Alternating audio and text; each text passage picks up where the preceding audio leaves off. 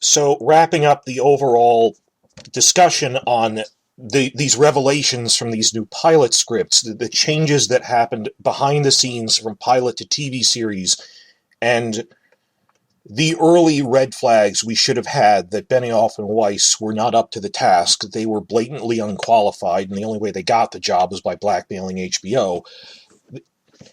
The unaired pilot was a disaster.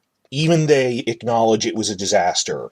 And the specific criticism on top of that was from the screenwriters, the exposition is awful. It isn't clear that Jamie and Cersei are brother and sister. And all of these other problems, like this Jamie Cersei sex scene where it isn't clear that it's not rape because you have her shouting stop while but in the scene description she's pulling him closer. These are things that recurred throughout the show, literally in some cases when they reused the sex scene, but other criticisms we had when a plot line, sometimes they were ridiculous things that, like, a dragon literally can't fly from Dragonstone to beyond the wall that quickly in a single day, or the Raven network doesn't work that fast. But other things where they didn't clearly say it, but there was a possible explanation.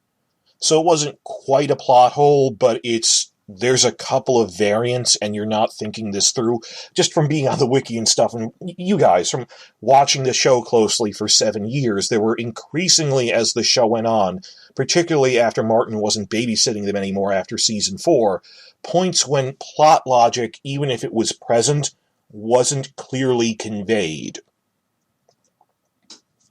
And all of the people who drank the Kool-Aid, the show apologists, kept saying they'll learn. I remember after season 5, with the Sansa rape, the Dorne stuff, ruining Stannis' storyline, which hurt, there were people like on Watchers on the Wall saying, well, they're learning. We're 5 seasons deep into this show. That isn't a thing. That they've gotten progressively worse, and for those who said after season 5, well, they're learning, look at season 7. And in season 8, we really shouldn't be talking about, oh, they're learning, that it got worse over time, steadily worse, that the core problem, well, among other things like time management, that these guys are novelists who don't know how visual exposition works.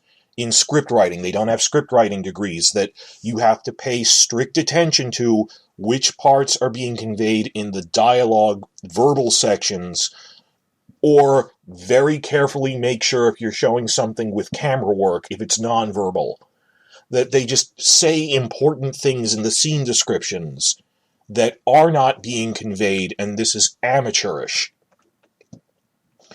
I made screenshots of this from the online script that was circulating. I did a Control F search for the words brother and sister in it, and then I site read it to check. Yeah, going over that core issue of you're not even conveying that you never established that Jamie and Cersei are brother and sister. Look, it only says that in the scene description parts, not the dialogue. This is the first point Jamie shows up. It goes, when a character's introduced, their name is in all caps. Jamie Lannister comes in for the first time to a scene. The Queen's twin brother. But in dialogue, it's just Jamie and Tyrion talking. Then, like, when they arrive at the feast, it says, Queen Cersei, Sir Jamie, and Tyrion Lannister, the Queen's brothers. They also never say Tyrion is her brother, actually. They do say Tyrion and Jamie are brothers. There's a point when Tyrion's go, big brother, I'd do that for you. But if they had said Cersei is Tyrion's sister and then said that Jamie is his brother, transitive property, that would have been fine. But no, they didn't even say that. When Bran shows up specifically, faces appear in the window above Bran. It's Cersei and her twin brother Jamie, and she just goes, he saw us. There is literally no point in this entire script where they go, Cersei is Jamie's sister, or her familiar relationship to Tyrion or anything. It does in the descriptions, though. Jamie retakes his seat beside his sister. And just look at, consistently, this isn't in the dialogue parts, Jamie looks at his sister. There was literally one brief blink or you'll miss point when Catelyn is telling Ned that the Lannisters are coming, that she goes, oh, they're riding to Winterfell along with the Queen and her brothers. But they don't use proper names. That was one thing quickly when they're not on screen. And even though you can kind of pick up later on, oh, Cersei is the queen, well, like we haven't met Renly and Stannis yet. Is there some other brother we haven't met yet? Who's going to come in a later scene? Is this a cousin or something? But there is never a point where they're on screen and they go, Cersei, you're my sister. And they've admitted this. They had to add in, it's ham-fisted, the points in the first episode where they're in the Red Keep looking at Jon Arryn's body lying in state, and Jaime has to go, as your brother, I have to remind you, sister, that you worry too much, Cersei. This wasn't in the pilot, and it's just how many times they actually do point out he's her brother in the scene descriptions, and it's lack of empathy. They can't empathize with and put their mental state in the place of an audience member who hasn't seen this before, which is a basic skill for a screenwriter. That this isn't just a matter of conveying tone. This is information. It is impossible to convey informational content to a TV audience through script directions that are never spoken aloud in dialogue. At most, it can affect the tone, maybe, but Jaime is Cersei's brother, and camera work can at times show a person doesn't mean what they're saying, or I think of this one scene from The Handmaid's Tale where she's their prisoner, and she's thinking of going for the gardening shears that someone left on a table to stab her in the throat, and just the camera, from her point of view, focuses on the shears. You get the impression that she's eyeing them because the camera work follows that. That doesn't work in Game of Thrones, where Benioff and Weiss keep saying, no, we want the camera to stay focused on the actors' faces. So you don't even cut to what they're looking at. That film can do that. Intercut between someone looking off camera and then the object they're looking at to convey intent. But through my set directions, I can get the actors to do things. No one can do that. With tone, for example, and this is a really bad example that has been thoroughly mocked already, Season 6... we have the script for the episode where Daenerys burns the slavers because it was submitted for an Emmy. And in the script is bizarre. It says she doesn't smile to look at the dragon approaching. She just has the faintest hint of a smile to the slavers. A smile that says, my tyranny's not ended, mother effer, it's only just begun. That increasingly, as the scripts progress into later seasons when Martin isn't around, they give these bizarre, hyper-specific instructions for the actor's facial emoting. I give a smile that says that, not just her attitude is, my dark reign has only just begun or something. That they're playing the actors like meat puppets and genuinely think they can convey information with this. Or in this case, this is more of a tone, but please tell me how you play a smile that says, my tyranny has just begun. And some people have argued, that's just to get the actor in the right mindset. Well, what about something that actually has more informational content? This has been a pervasive problem throughout the TV show. And I remember this, and it isn't from a script, but we know it from an interview. I remembered it being weird the day it happened. Episode 5.2. This is when they threw out Sansa's Veil storyline to have her maneuvered to go to the north, and they actually have Brienne show up to try to intercept her, which is just adding insult to injury of, oh no, maybe she'll get out. And no, she doesn't. What was that? And it's not weird that they run into each other at an inn. There's choke points on the highways where if you're going to the Vale, you'd cross paths at some point. But Sansa comes to this inn, they're on their road in, and Brienne tells Sansa, I will defend you, I'll take you back to Riverrun or the north. And Sansa tells Brienne in dialogue to go away and saying, you were at Joffrey's wedding, and telling her, you're with the Lannisters, you have a Lannister sword. And tells her to go away when she offers to serve her. In a later interview, and I have this in the wiki write-up for that episode, it was revealed that the script directions say that Sansa is shooting Brienne a look that says, "Run before Littlefinger's men kill you." How could the audience pick up on that?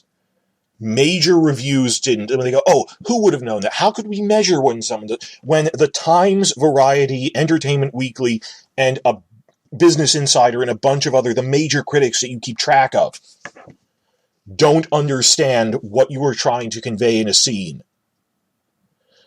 And on the wiki I didn't, and again, the whole I drank the Kool-Aid for a moment, at the beginning of season 5 I was making excuses.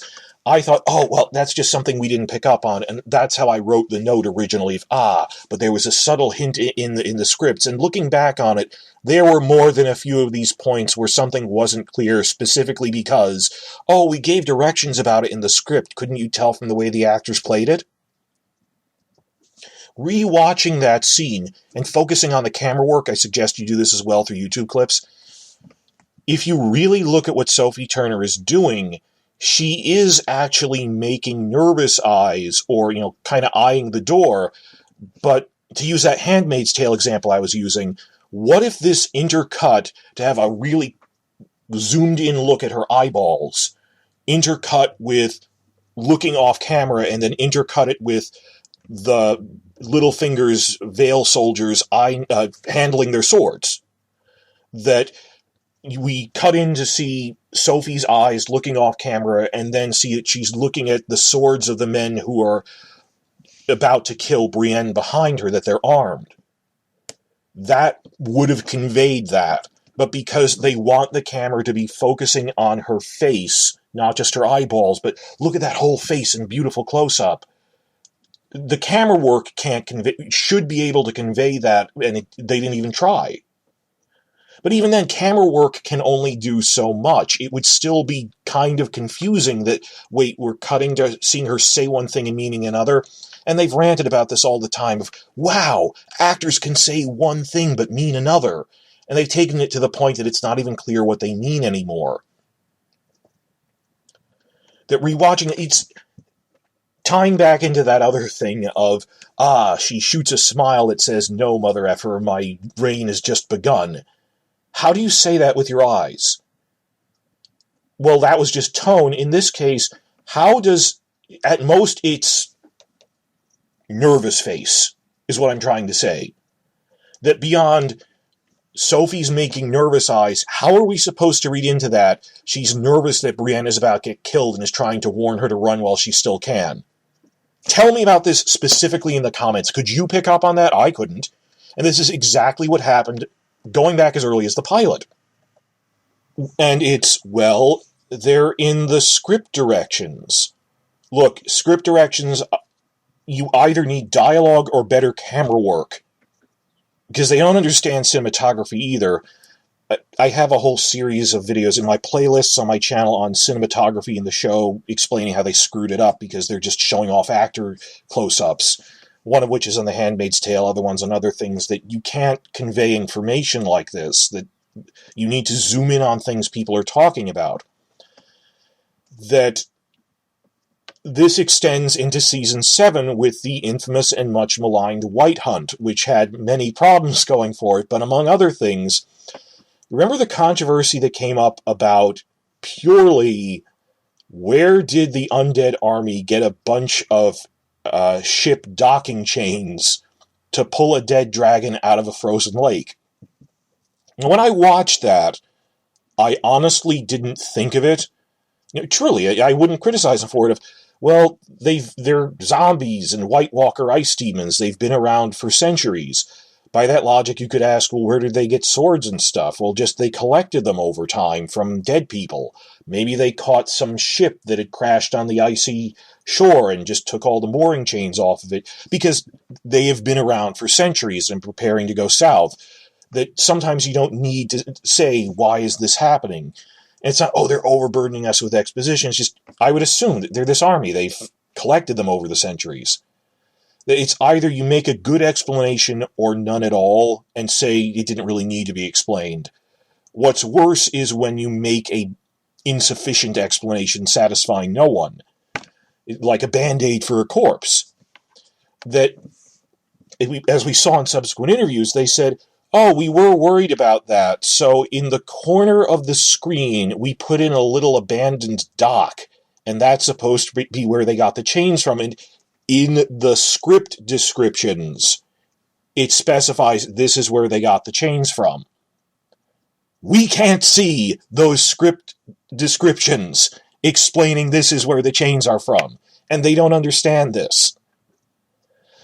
That I thought that was like, what is that, a rock? Is that some abandoned hut or something? It doesn't look like it's on a shore even. That the camera work in this is terrible. That if you wanted to visually imply, and here's this thing where they got the chains from, have a goddamn shot of a zombie picking up the chain off of this abandoned dock. Or have it in the foreground. Not, it's hard to see in the corner of one shot. That's worse than doing nothing, because if you did nothing, you're saying, I think people should be able to infer they got it somehow over the centuries, versus you're acknowledging this is a problem, but not devoting the time to addressing it well. Same thing with the Sansa not looking at, intercutting with, they're starting to draw their swords, they're going to kill Brienne, but you're supposed to be able to pick up on that. The camera work is just plain bad. Same thing with, you're supposed to be able to tell that Jaime isn't really raping Cersei, because in the script description, it says that she's grabbing his crotch and pulling in for a kiss, but we did that when the camera wasn't really on her head, but on his, so it's hard to see. Well, then it's still your fault. That if you're not relying on verbal exposition, but visual exposition, you have to be a lot more careful. And the point of this whole thing is these were problems present since the pilot, that everyone knew these guys are bad at exposition like that, visual or otherwise, and can't comprehend that people can't read their scripts, because they're novelists used to giving descriptions in their books. And to cap it all off, to remind you, I have a clip of this, I'm going to link it at the end of this, Brian Cogman's bizarre speech from a Season 5 interview with a writing college, explaining how he doesn't need to write dialogue because the actors are amazing. They keep trying to steer the conversation back to writing, and he just keeps going, and isn't the Littlefinger actor amazing with that face he did? And he'll be mugging faces the actor did, which are just basic reaction shots, that this man has never worked as a TV writer before, and he seems surprised that actors can do this. Talking fast because I'm so enraged by this, but what he said, I'm quoting it off here for copyright, the clip will be linked at the end. When this is all over, it'll be almost 10 years that I've known everyone, so I've gotten to know some of these actors very well and be able to write to their strengths, and to know what an actor is capable of giving me in a given moment. Alfie Allen, Theon, is a great example of somebody who, I know I can write an entire scene where he doesn't speak, and just script the subtext of what's going on, and he will convey all of that, behind the eyes or with a look. That's an incredible gift to a writer, the kinds of actors who can do that. I know I can write literally an entire scene where he doesn't speak and just script the subtext, and that's writing, and he'll just convey stuff with a look.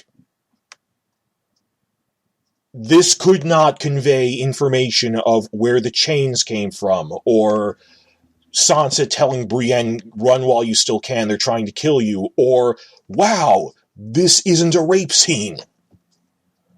Or a dozen other things that have happened in the show where it just wasn't clear what was going on. They are all convinced they can convey this with actors showing off these performances and these faces. Why do they think this? Benioff, Weiss, and Cogman, between the three of them, none of them has a screenwriting degree. There is no writer's room. There's Benioff and his two assistants. Between them, none of them has a screenwriting degree, nor prior screenwriting experience. Yes, George R. R. Martin doesn't have a screenwriting degree as such either, but he has worked in television for 20 years on the earlier Twilight Zone and Beauty and the Beast. They had no training or experience. And he even explains in the same interview, I'm a personal assistant that Benioff promoted up based on personal loyalty. My wife used to babysit his kids while I was being a struggling actor waiting tables, and I'm not really good at it, and you're not really supposed to do that.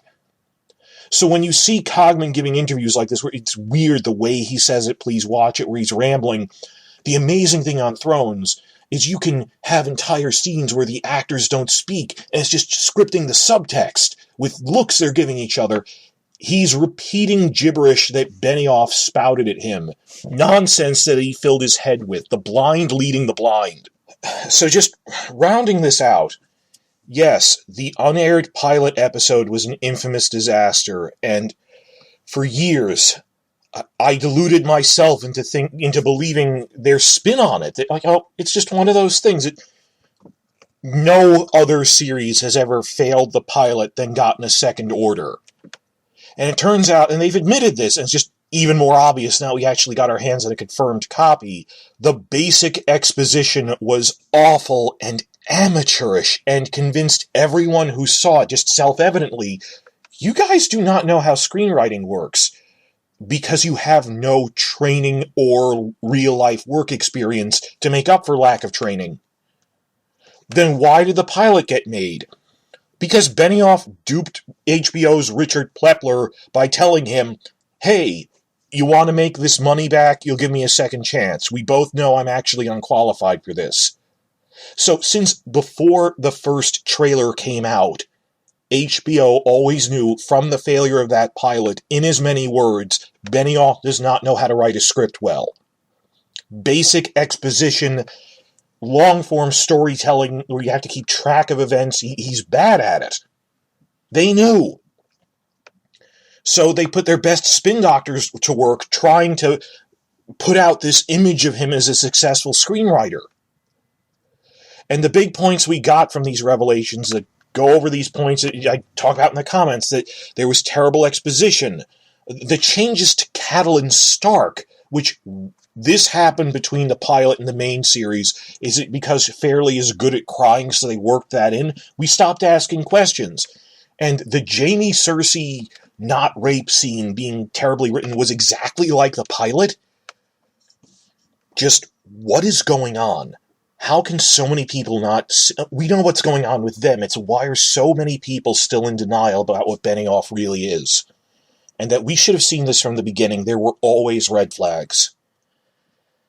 I look forward to what you guys have to say in the comments, and a follow-up to this I'm going to make, well, related project, the next video I'm going to make is on script reports we have for Sansa and Arya fighting in Season 7.